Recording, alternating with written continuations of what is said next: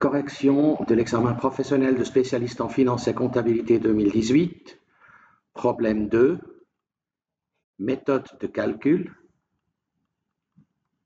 Cas numéro 4. Objectif de bénéfice.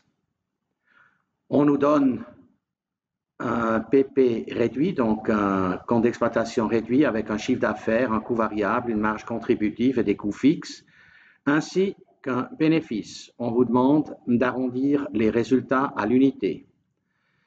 À quel chiffre d'affaires devons-nous arriver pour avoir une marge de bénéfice de 15%? Avant tout, j'ai fait une petite légende ici en haut avec des abréviations qui me permet d'être un tout petit peu plus rationnel à la correction ici en bas. Je vous donne le BE, le break-even en France s'obtient en divisant le coût fixe par le ratio de marge sur coût variable, ça comme exemple.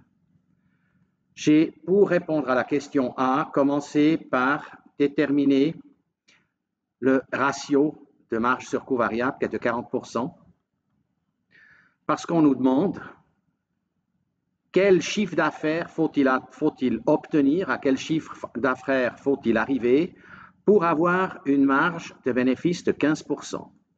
Nous en avons actuellement une de 40, une marge de bénéfice de 40%. Alors, pour arriver à 15%, on réduit tout simplement les 40, disons 15% de bénéfice, on réduit tout simplement les 40% par les 15% et on arrive à une marge sur coût variable correspondant à un ratio de 25%.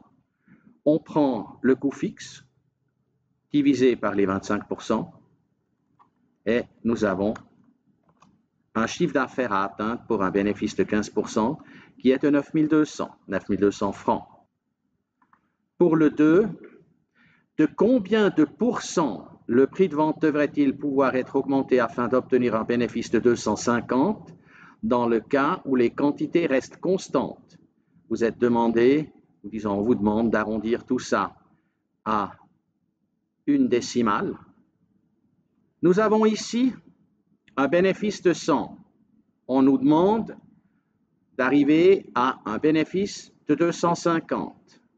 Donc, on va devoir augmenter notre bénéfice de 150, ce qui correspond à une augmentation de prix de vente de 2,5%.